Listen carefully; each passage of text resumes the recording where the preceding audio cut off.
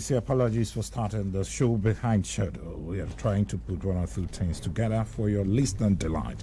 Thank you so much for joining me on the program this morning. My name is Ginika Olwa. Of course, this is the platform, the pinnacle of all discussion, where we look at various issues as they affect us as Abians and as Nigerians. Once again, thank you so much for joining me on the program.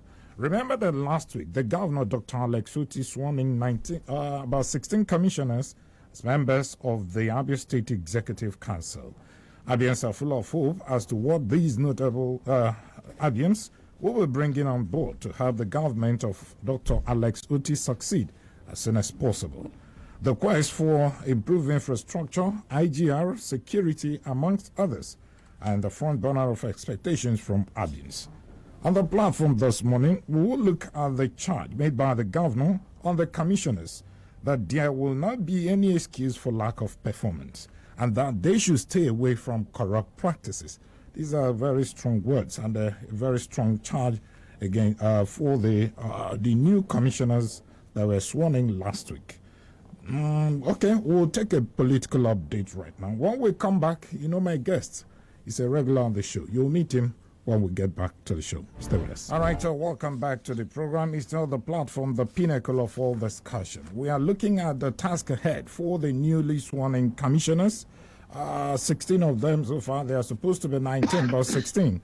We are sworn in by the governor. And we are looking at the expectation and what the people will be expecting from them. And I have joining me virtually former secretary to the Abia State government, former commissioner.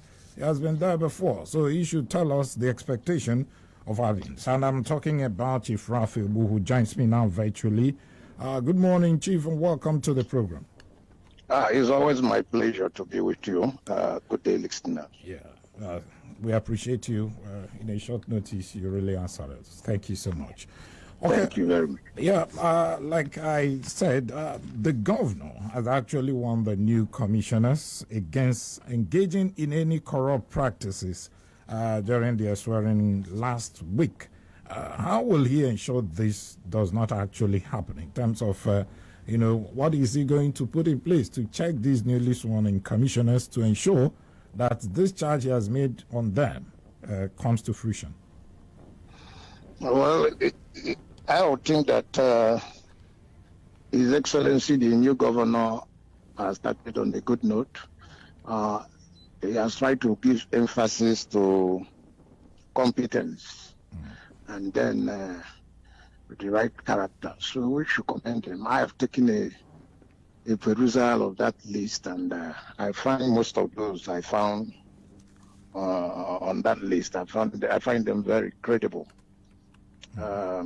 Issues of credibility and character starts from the person in question. So I want to believe that they understand what is at stake, that Abia wants a higher level of development. That will mean seriousness and then giving up. So he has started by choosing men of impeccable character and of verifiable achievements. And I want to believe that they know that good name is better than silver and gold. Having said that, the governor will drive his system. Every administration is good as the head. If you remember, what they will call it is Alex Otti's administration. That is what it is.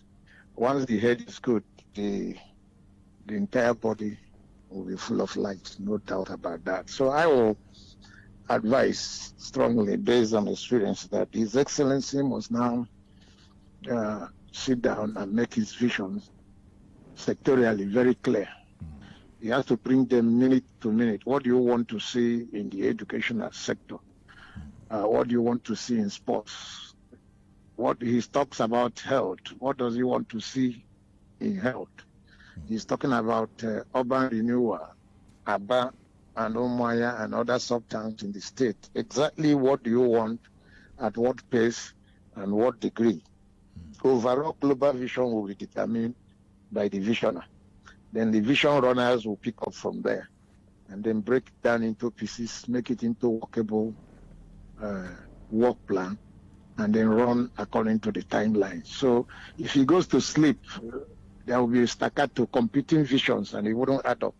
So he will now sit down, and I want to believe he has done that by now. He was a bank chief executive and on the economic sphere. So he should be aware of what they call conceptualizing a plan, breaking it down into sectorial bits, and then making it readable for whoever will run with it. So that is very important. I will want, like I said in another forum, I will now urge that with immediate effect, let His Excellency authorize the Secretary to Government to organize a 3-day intensive summit for commissioners and maybe special advisors. He should go down to giving the magnitude of what he wants to achieve. Okay, Chief, before you go, you actually told that line. I would like us to, start with this issue of, the charge by the governor that these new commissioners should stay away from corrupt practices in government. So I'll be wondering, what is he going to put in place, to check these things, what he has actually told them to stay away from? Maybe you. I have answered you. It seems that you want the ordinary answer of a stick. Let him wait. To anybody who commits crime, you kill him and throw him out disgracefully. It doesn't work that way.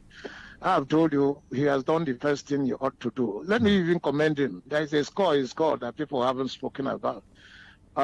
He didn't allow the period for choosing commissioners to last the way it used to be. The pattern before used to give room to corruption itself. Yeah. You wait for how many months and people will be lobbying, big men will be lobbying, everybody spending money. This one, before we knew it, I, as a public affairs analyst, giving kudos. I said this is why he didn't wait for anybody, he didn't wait for party. He had a sense of judgment of what is right and what ought to be done, and he went ahead to do it in a short space of time. So I commend that. Now, nobody carries a stick. That is why I don't answer the way ordinary people want it. I have said you don't fight like Buhari tried to teach us, and he failed woefully. You solve corruption, you don't fight corruption. How do you solve corruption tendencies? Is by, first of all, you, as the head, deciding to live by example. If the head of government, like he has been scouring it, and he means business, and is beyond sloganeering, if it's beyond double speak, if there's seriousness attached to what he's saying, he said, I don't want you to be corrupt, we are out to serve Abia. That means that examples will be better than precept. Being corruption-free will start from him. So once he doesn't ask any commissioner to bring anything and all that, it is difficult, and that is why I was saying that a summit is necessary, so that there are smaller details that will make the system corruption-free. Okay. The commissioner should not run on his own, no matter how intelligent. All his aides should not run on their own. That means that there is small thing that matters that has always been absent in the Nigerian system. Governor will become so engaged with what I call routine action, seeing friends, laughing, wanting to attend functions, allowing basic interaction between himself and key organs to take place. I would suggest, based on my experience, that some certain days be brought out, because ESCO brought out for the governor to be seeing specific commissioners. It will help. Because sometimes you can want to see him 2 weeks, 3 weeks, you're unable to see him to take charge of small details. So this is very important. If you say corruption and you want to solve it, like I say, you don't fight it. It doesn't mean you throw money. I should be able to know why my commissioner for sports wants to do the first phase of a stadium for about 1.3 billion, and who is he giving it to? I should participate. Even when I leave the smaller details to him, when he comes to brief me, he should be able to break it down, and I see. So when there is a gap, that is when you create this problem, when there is plenty gap. So I like solving problems, not at this peripheral level. It's not a question of always deterrent measures, and it's about putting up a clinical system where we remove where things are transparent. Even you can see what is going on. So It becomes easy. Now, Chief, you were talking about organizing a kind of conference for their new appointees and even the SAs. And in a situation where this conference is organized and, little lectures given on how to run or rather, administer a public office. And of course, that some people may not want to follow that, whatever that must have been said during that conference. So in such situation, what should the governor do in this regard? First and foremost, you've touched me where I like. I will advise OT that offices should not be for compensatory rewards. No. It should be for performance. I will wish he can keep his cabinet for the next 4 years so that we can ensure continuity. But if he were to give them this kind of privilege to stay with him for that period, it means that you must run on our clear vision, you must run according to our pattern, and once you don't fix it, you take responsibility, you must leave. So you should be willing to hire and fire. If I give you all the privilege to be part of history, and then the essence of the conference is to break down division, you must be there. It's not enough to say, I want hospitals in Abia State. You tell us what you want. Is it in terms of staff? We will discuss it with you, staffing, recruitment, that. Then the vision is clear. And you are saying that I want in 1 year to rehabilitate 6 hospitals to international standard. It's clear. I want the environment to look very beautiful. So the commissioner should now go and do his work. And the essence of meeting regularly is to talk. Now, if I give you all those responsibility, high assignment in a public office like this at state level is a privilege. It's a big privilege. And I want to believe that privilege means big responsibility. Once you shape out of pattern, you should be shoved out. On that account, I agree. So, but I think that he has started well by the caliber of people he has chosen, and we hope that they represent what we see. Okay, when you talked about the caliber of people, it appears that most of them, if not all, are technocrats. We didn't see much of politicians in that the ESCO that we have now. Are you suggesting that it will also help him to take off well? Well, that is what the time. Yeah, for every era, there is always a mission. And I think there's this cry that will not move fast enough. So you will require technocrats, both the ones coming that will bring in some experience outside the immediate environment. You need that exposure. Then in the ministries, you have capable technocrats working together. The politicians will not be far. They will also be around to answer to issues of equity, report back, feedbacks that will also help. He's not going to throw them totally away. There are other spaces for them to fit in. Everybody will not fit into the 19, but people will be playing different roles. That one I know as a politician. Some will be busy doing other things. You will still need to interact with the people. You will still need to keep informing the people. You will need value orientation. You will need people who will be supervising. So everybody will have a role at some level. And those who don't have a role now can wait. There are other ways to compensate. ICOT running a credit facility system. You can give them, say, okay, some of you will go into agri, some of you into business for now. Then 2000 and the next dispensation, some of you that didn't run this time could run. So it was always so. The era calls for technocratic infusion, and I think he has responded well, if you ask me. All right. Chief, many Abians believe that, the last administration didn't do well or didn't do much in the area of infrastructure. Now, looking at what we have now in the 17 local government of the state, maybe starting from your own place, they said you do not have enough infrastructure, road infrastructure precisely. And probably when you come to Abia North, it's the same thing.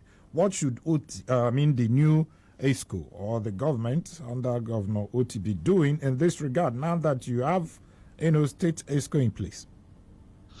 Well, first, let me clear some impression. My style of analysis, comparison is good. But to say any administration didn't do anything, I've said it on your station. No, I didn't say didn't do anything. I said didn't do much. Not even whether it is much or not enough. I think that we should begin to take responsibility and own our governments. After all, we are all in this state. Some people say we are talking more, doing that. I say, well, It could be the benefit of inside. It could be the benefit of the person coming, the exposure, the attitude, and it gives people latitude. We should seize on every contribution. The central government should do to move our state into a beautiful ambience. Having said that, I think I have read the governor's inaugural address over and over again, and some people said it was long, and I said it was necessarily long. It's good to explain where you, and everything tells me he has the grasp of what should be done. He has spoken about education.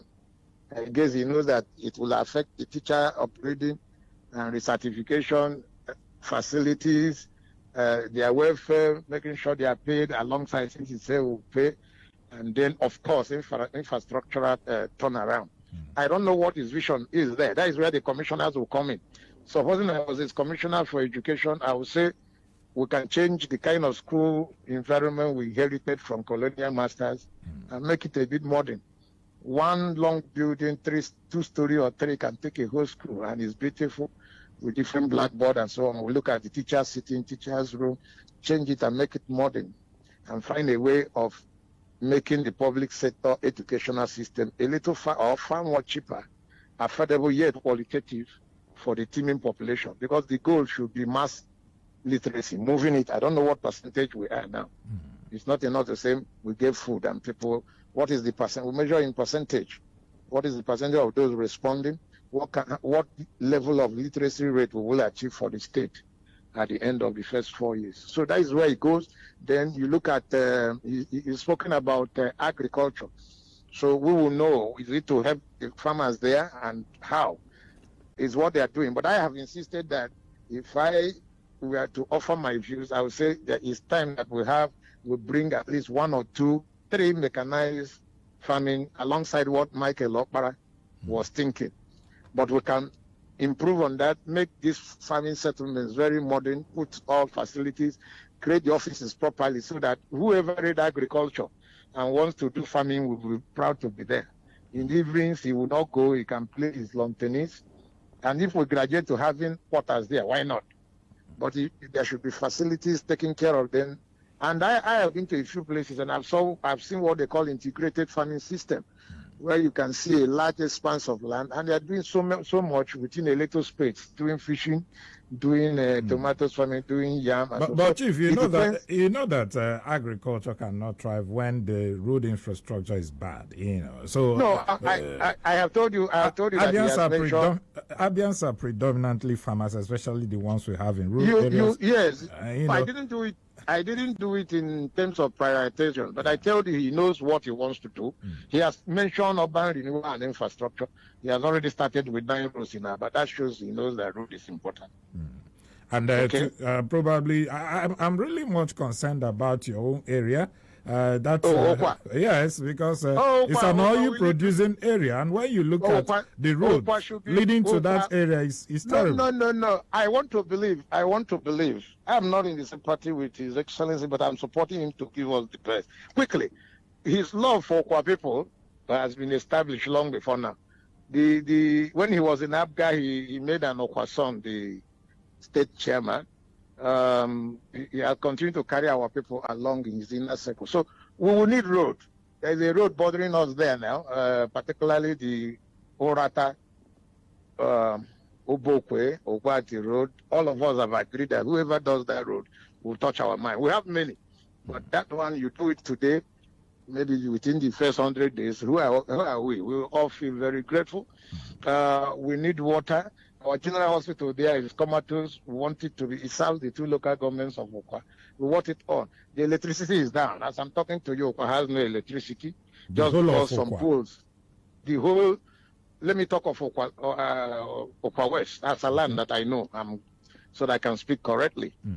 Okwa West, for the last 6 years, have no light. It came up briefly before the elections, and it's gone again because Geometric that is taking over that area is insisting that, couldn't come to fix some poles that went down as a result of heavy rain and windstorm. So if the government can come, why not? We'll be happy. Ogwe Golden Chicken is there. We want more factories, and water supply, renovation of schools, and then he has spoken of health centers. I have visited a few. It can still be elevated. There is no end to doing good. Right. So, as an oil producing, I think more importantly, I forgot. Let under him that some appreciable degree of autonomy be given to Asopatec. Okay. Let them be able to manage that fund, and then let him put a close eye on how they do and what they intend to do, and let him guide them so that the people can make contributions as to where they can deploy those funds and get that area developed. I agree with you that they need to, because it's the only local government like Wokwa West would function. I'm not talking about capped oil wells, where you can experience raw operations of oil exploration as I talk. And it's spread across the 3 zones. We have 3 zones there. So it's a shame of a nation and of our state that by now we have not gotten to the height we want. That place should deserve a little more better input. Okay. It doesn't mean it has not been developed as so, but it can do better than what we have now. All right, Chief, you served under former Governor Ojuzo Carlo, and I know that time there is this kind of, transparency in opening the books as regards to the money that comes in for the months. I think they used to publish it, national dailies, look at the money we have and the ones we are expecting and the rest of them. In this regard, under this administration of Governor Uti, is that necessary, opening the books for Abians to see, and especially the issue of award of contract? Should that also be made open? No, one of the things that brought him into government is a firm promise on accountability and transparency. And a key factor of accountability and then transparency is that people will be able to follow and tell how projects are conceived and the processes for their resolution. I think is part of it. And with every due respect, His Excellency would go on responsibility in that area, because aside the salaries and so on, one of the points that catapulted him there after many years of struggle is a promise that things will be done differently, and that there will be an enhanced transparency in the management of public funds. And I think it gladdened the hearts of our people. So people will expect that some of these new ways be added, and I will support, because it's important. If that any other person didn't do it, doesn't make it right. That is what I tell people. Whether the preceding ones or any other person didn't do what was right, doesn't mean it should continue. The basis for changes is that we understand that some of those acts may be an aberration and they ought to be corrected in the new dispensation, especially when you have made promises on that direction. So it will be good, heartwarming, enhance trust quotient. Okay, now the one that is boggling the minds of people, Abians in particular, is the issue of security. I'm sure you've seen how insecurity is actually taking a bad toll on Abians. Car theft, robbery, kidnapping, and what have you. I don't know how, or rather the magic the former governor did, and we didn't experience much, like we are seeing it right now. What should this present government be doing in that regard? Especially, I don't think anybody will be free to travel from here to Enugu as if you're passing through the law axis of Umunnochi. Okay, the good news is that we must be a little patient. With my experience in government, there is a transition for a relatively underdeveloped economy. There is a new government. There is a dislodgement of groups. Given the level of development and prevailing level of poverty, some of us with a deep sense of sociology will tell you this kind of transitional fallouts will be expected. So we'll be patient, because he has to look at one or two things, look at his relationship with the security agencies, look at his relationship with the communities, which in earnest, I'm not a spokesman, but I like saying the truth, which in earnest he has started. He has called a meeting of the traditional rulers, even though I would have loved him to call all of them at Michael Okpara instead of the select few, to talk to them, call the churches, call this in as fast. He has to quick pace some of these moves and begin to talk to groups, road transport workers and all that, and then reassure them. Gradually, there will be a turnaround, I'm sure. I'm sure he's not sleeping. Maybe he has a different approach. Like I said, no two government, even run by son or father and son, will be the same. The temperaments and approach must be different. I want to believe, he's just 1 month old. I want to believe that in later than no time, the petty assaults on people's property and all that will also be a thing of the past. I want to believe so. Yeah, because no government goes and stays, but once there's a lacuna, there was bound to be a lacuna, given our level of development, given that it's a totally entire new change from PDP that has been long to a new group. These kind of things are not totally as abhorrent as it is, as repulsive as it could be. Because many people will be thinking that there must be a kind of immediate plans, to quell this situation, the insecurity. Plans that is what I'm saying. Plans are not magic. So he has called it traditional rulers. You don't know what he told them. He's holding meetings with some groups. You don't know what they are fashioning out. So you give a little more. It's 1 month. It will change. I want to believe it will change. And it's not too good a development, but thank God it's something that identifiable. It will change. Okay, and the fate of the youth under this government, what can that be like? Because if you're talking about curbing crime and criminality in the state, of course you need to engage the youth, because a majority of them take to crime once there's nothing for them to do. That's what I'm saying. So we must be patient, but while still urging them to step up actions and use the traditional methods, which is the police and the communities, to step up actions, meeting with groups. If you are talking of youth program, if I want to believe OT will work the way I will work, it's a system approach. You have to know whether you want to give them credit facility, whether you want to give them skill acquisition. You can't do all that in 1 month. I don't believe. Do you want him to go now and buy wheelbarrow and give to them? Then you will begin to shout. So if it's something that involves money, he has to pay salaries without knowing the number of workforce. He is planning to pay retirees. He's planning to take up all of them teachers. You must give him a little time. But the government can help himself by also talking, by also moving in a frenzy. People want to see him meeting with the Commissioner of Police, Divisional Army, reorganizing the security, maybe increasing the security presence at night. Most times, like some people have said, you can ride from here to Abia, you won't see anybody. If you enter Maya from 10. I didn't say block the road and make life very difficult. In Lagos, they don't block roads, but you find them in every junction and really at night. So these are the small changes that can be brought, and people will feel that they are beginning to do something. Gradually, you begin to talk to the youth. You can quickly talk with the members of road transport because they have been asked to leave certain points. And let them be active and then communicate. Communication alone can solve crimes. Chief, we talked about the issue of corrupt practices, especially within government circles and the appointees. And the governor, in his wisdom, actually came up with the idea of the Treasury single account. Would that also help to reduce that? The intention is to reduce crime, to be able to say how monies will flow. I think the Fed tried it. I have not studied whether it's working. But I know that when we do unitary system, it can clog a system.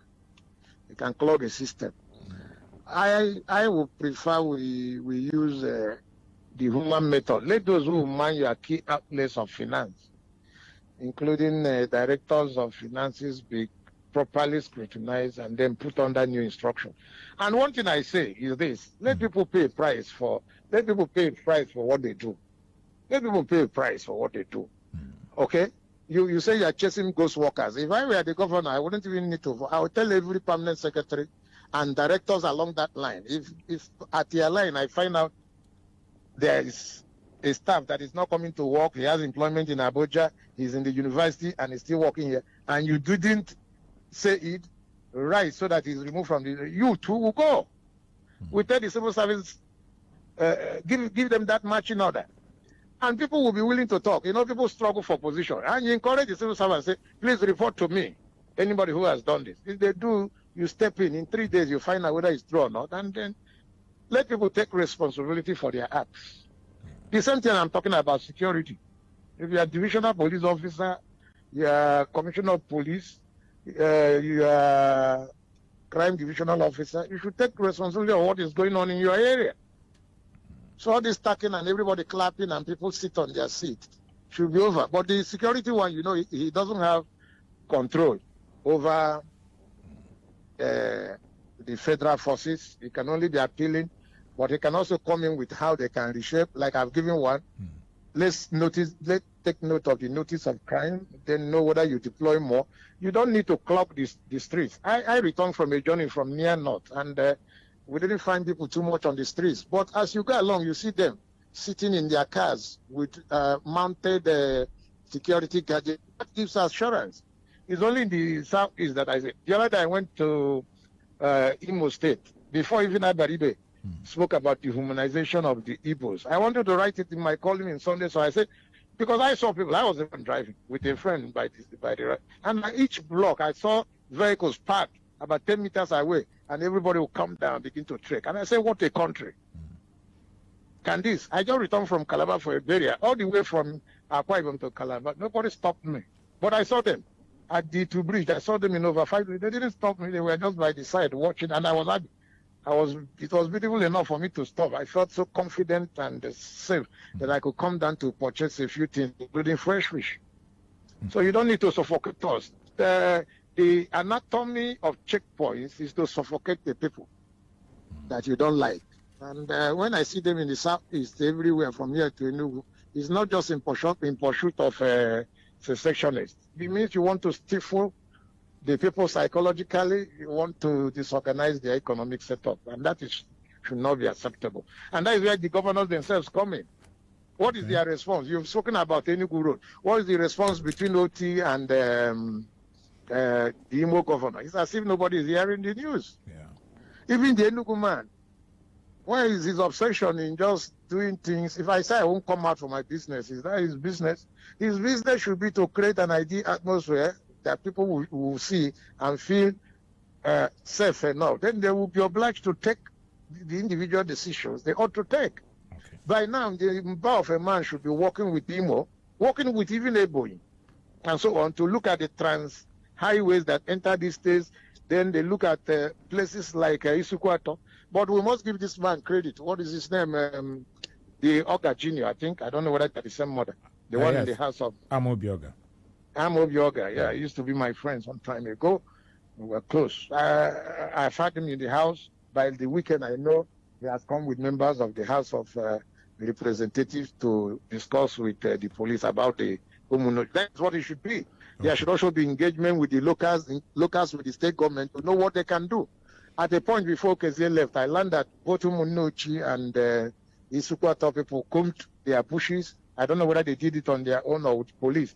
Such efforts should be commended. Because I remember I was going to give a lecture at Uturu with Chimdi. And Chimdi said we could take the Isukwato local road. And I said, why? He said, no, the security is good. We have ensured, because Chimdi is also a clan union president. He said, we didn't see anybody on the road, but he said, he kept assuring me, he said, it's good. We passed through thick for it. He said, it's good. So we can return some of those arrangements to show that we too mean business. All right, let me sincerely thank you, the former secretary to the state government and the public affairs analyst, Chief Raphael. Well, thank you so much for your time. Thank you for the privilege to ventilate my views. Thank you. Thank you so much. We appreciate you. Thank you. Well, that's the situation here. We are going to take a breather to pay some bills. When we come back, we'll now open the phone lines so you can be part of this discussion. We are looking at the task ahead for the new Abia State Executive Council, made up of the newly sworn-in commissioners. I think they were sworn in sometime last week. It's still the platform, the pinnacle of all discussion. Stay with us. 080-8182-6949 or 08116052949. You can also send your SMS at 090-651-08289. This is the platform, the pinnacle of all discussion. Hello? Okay, we lost that call there. 080-8182-6949 or 08116052949. Hello? Okay, let's go over to our Facebook page while we expect the calls to start coming in. Hello, good morning. Hello. Good morning. Sir. Good morning, welcome. Yes, that is Papa Boy from Obodi, South Asia. Welcome, go ahead. Yes, I hear what you are saying. You see, my big man there, Rafi, will say something, and he said it all. Every time screening goes to workers with this and that. Those are the help of government should be held responsible. Even the party directors, are they saying that they don't know something like goes to workers? So every time this is that and that. So they should hold them responsible and they be accountable for those goes to workers. Thank you very much. Thank you so much for calling us there. 080-8182-6949 or 08116052949. You can also send your SMS 090-651-08289. Hello, good morning. Good morning. Good morning, welcome. Excellent. Yes, I want to tell them that these commissioners, they will do opposite of past regime. You can see Governor Alessio won 2015 election that was rigged, 2019 that was rigged, 2023 and he got it. So that's the thing. And he contested. When you win election, you do very well. You can see they are professionals. Yeah, there are two ways of passing exams, by expo and by reading hard. You can see that this man passed through reading hard. So it is what we have been seeing, even the person that just left before me, according to some PDP men, they say they just called him and gave him governor. That is why it's not what we are going to see now. Before you see somebody say, come, you were naked and collected ballot votes. Okay, because of that, you'll be my essay. We have a sister, your sister will be essay. It's not what we are going to do this time. You see, they will do just opposite of what they did. That is why most of those people work out, because they didn't know, they don't have about those net. Former Commissioner of Information, former Commissioner of Trade Documentation. That's why. So you see what will happen, and you see that's why that man has spoken well. But I always advise Alessio, let him avoid those names. The mistake he will do is include any name that you have been hearing. Let him be fresh names that we are hearing now. And I want to tell them anything they will do that Abians will be happy. Whether it's against PDP, we don't want to do it. In fact, you do it, Abians will be happy.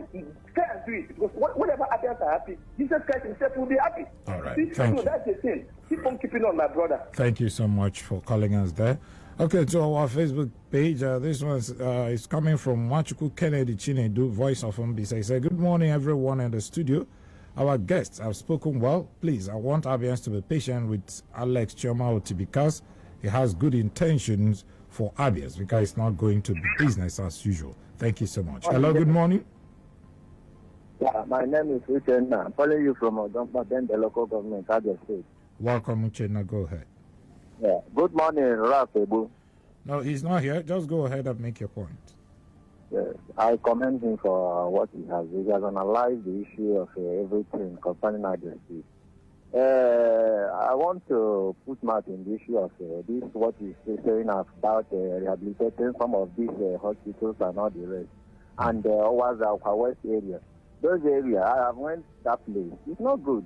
I'm even surprised he was saying all this, because when they are in power, they didn't do anything about all these things, like the road there. The place is very poor, it's very bad. That our oil producing state is very bad.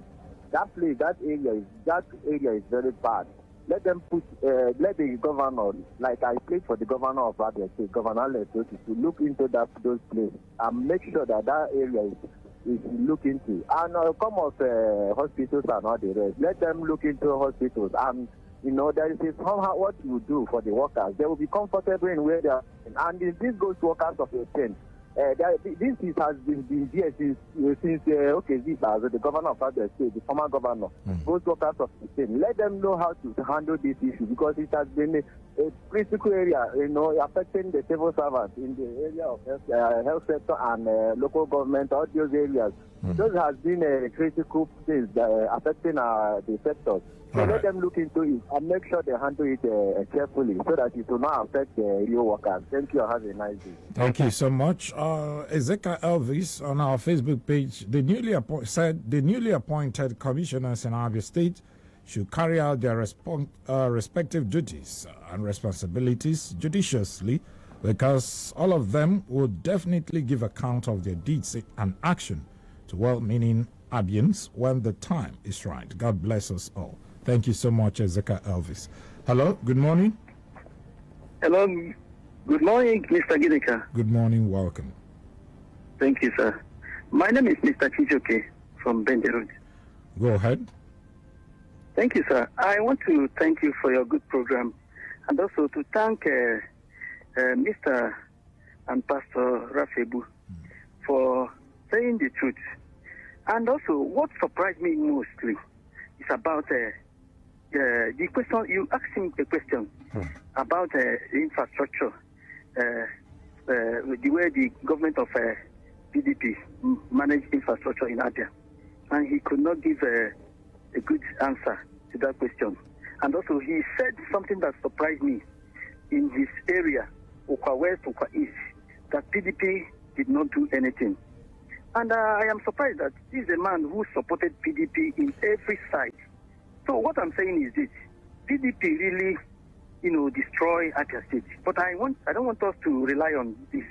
Since God has given us a good government led by Dr. Lesoti, I am begging every Abians to support Lesoti because he has a good vision for Abians and he's focused. So I want PDP to stop disturbing Abians. Let us support this government. It will succeed. Thank you. Thank you. Okay. Thank you so much, Chijoke, for your call there. Let's see if... this one is coming from Ambassador Solomon Bright.